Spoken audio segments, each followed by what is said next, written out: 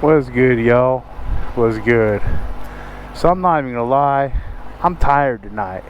I didn't even plan on riding, honestly. However, on my way home from work, something happened and I got something on my mind, so I want to talk about it. And I'll get into what happened after I run the intro, but real quick I'll tell you, never ride faster than your guardian angel can fly. And always ride within your limits, man. That's the real point of this.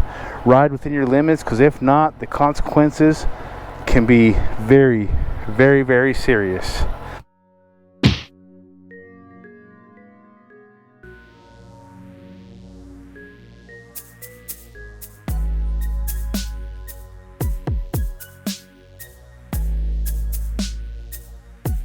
All right.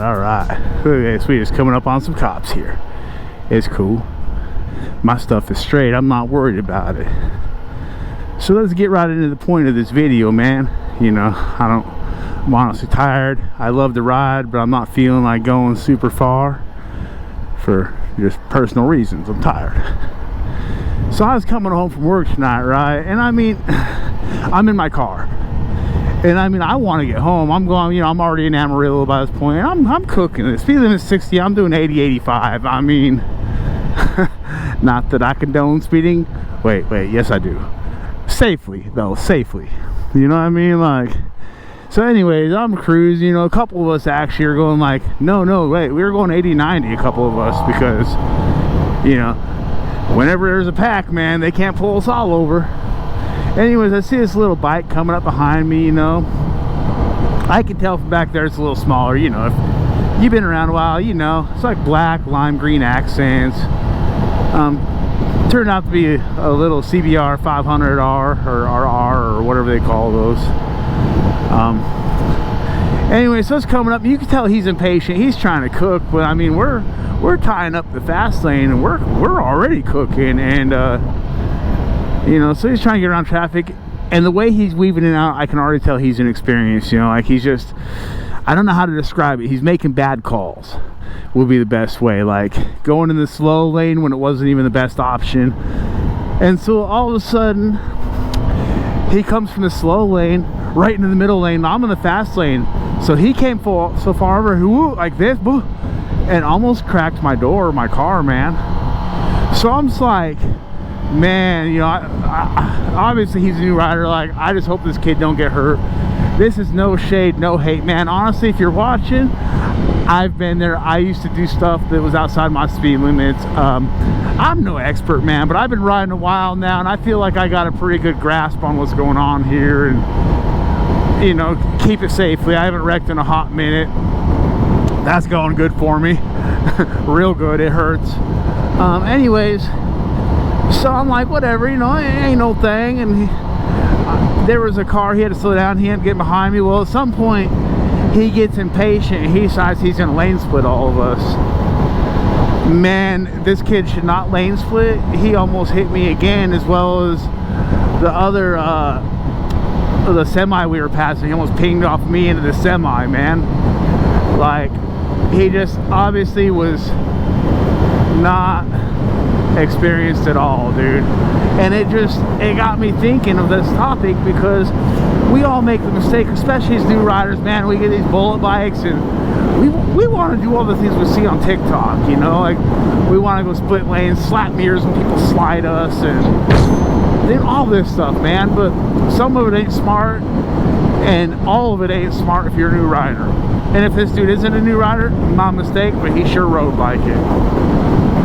You know, maybe he been sipping, man. I don't know. I don't think so. I think it was just new rider. That's how I read it. You know what I mean? But we see, and that's the problem with all this YouTube and social media, man, is it gets people wanting to ride outside of their comfort zone, and that's not a good look, y'all. Like, that's actually, man, that's uber super dangerous. Like, and I've done it, so I'm not throwing shade, man. It's lessons I wish I'd learned early on. I wrecked a Repsol that was only 1 year off the showroom floor. Beautiful bike. Here's a picture. I've showed it before, but I'll show it every chance I get. And it was inexperienced, and just doing things that I knew I couldn't do. Honestly, when I wrecked it, I knew. I have a video on it. It's called I Wrecked. If y'all want to know the story on that, go check it out. I'm not gonna, you know, reiterate too much on this one because we're on another subject. And one of the things I always like, you know, so cliche and like that cheesy biker, but never ride faster than your guardian angel can fly. I mean, it's so true though. Like, and that's basically saying don't ride outside your limits, man. Like, I mean, I know all of us that got these piss missiles, our guardian angels, we're probably on our 4th or 5th one because they keep quitting their job just because they're like, man, this motherfucker gonna get me fired. I can't be doing all this. So I mean, so I really encourage that, you know. And I mean, one of the things I did a lot in my early biking career, and honestly I should start doing again, is I'll go in parking lots, like find a good empty parking lot without much gravel, and I'll start doing figure eights and circles and just practicing my leans, you know. Sometimes on the road I'll ride like this. I'll do, like, I call it the shalom. I don't know what it's actually called, warming your tires for the racing. But I'll do stuff like this and just get comfortable to your bike and learn to manipulate it. And like I do circles, figure eights, and I'm not saying go out in a parking lot and try to grab, you know, drag knee. Go where there's no one looking, so you're not trying to impress nobody, you know, and just legit do what you're comfortable with until you, and each day, you know, you'll learn, you'll start getting lower and lower, more comfortable with the turns. And again, I am no expert, y'all, like, far from it. I mean, I'm just a little street rider here. I ain't no track boy. I ain't know none of that, you know. But I know a few things. I've been riding since 2016. Yes, there's people been riding longer. But I know a few things. I've learned a few things. And I've been around a few things, you know. And I know that any chance you can go practice is great. And honestly, I've been wanting to take, like, cones to a parking lot and, like, set a course that I have to follow, you know.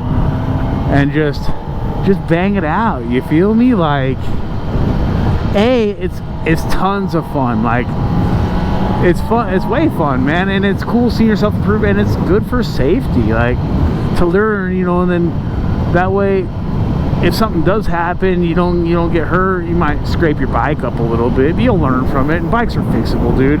And that's the next thing, is you'll learn how to work on your own bike, which is wonderful, because who wants to pay someone $150 an hour to do stuff on these bikes when it's actually really easy to work on them?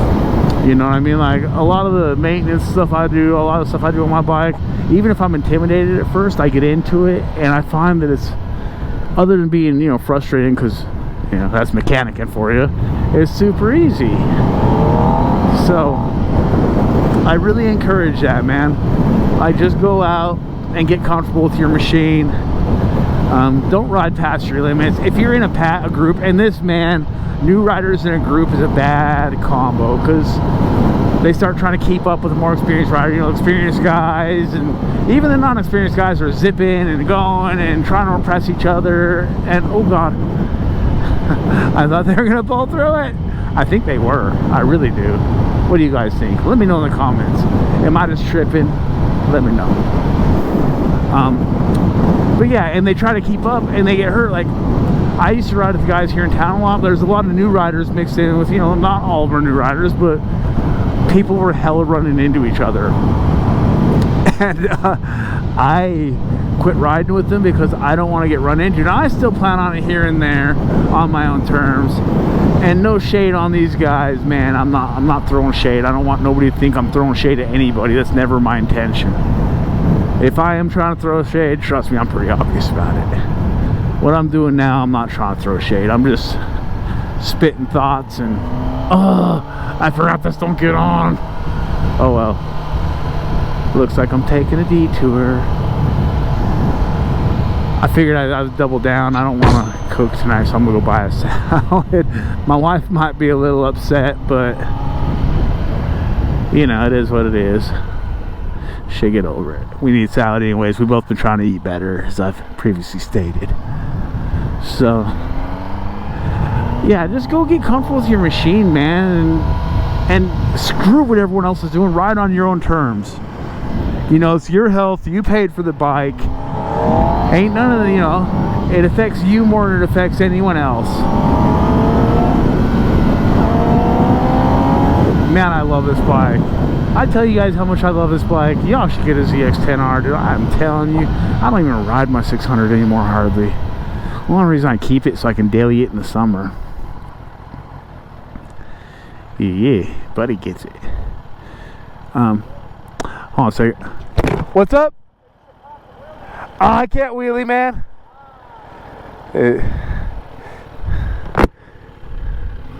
Hopefully that wasn't too loud in y'all's ears.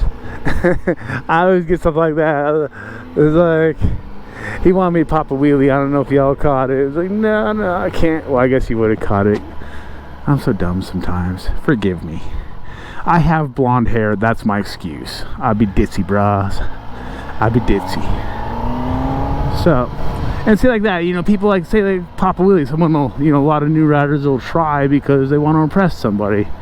I'm not doing that. I'm not risking my bike, man. I mean, I can wheelie a little bit. Don't get me wrong, but I don't wheelie my 10. If I'd have been on my 6, I probably would have. No lie. And I can't 12 o'clock them, but I'm not wrecking my 10 for nobody. And that's it. You got to ride on your... See, he just proved my point. See how I rode on my terms? And that's how it should be. Don't let no one else dictate how you ride. That's a bad combination. Because people love drama, man. They'll just think it's funny if you fall and get hurt.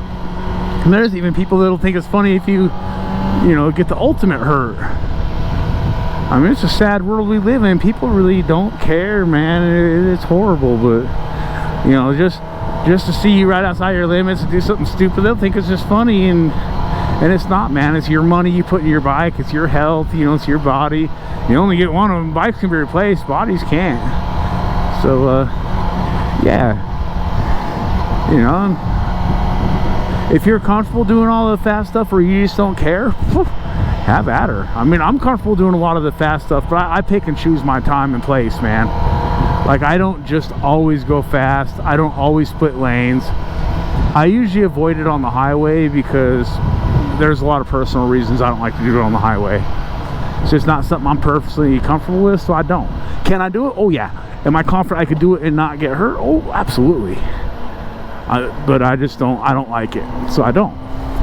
Anyways, y'all, I'm to the grocery store. I appreciate y'all coming to my TED Talk. Y'all have a great night.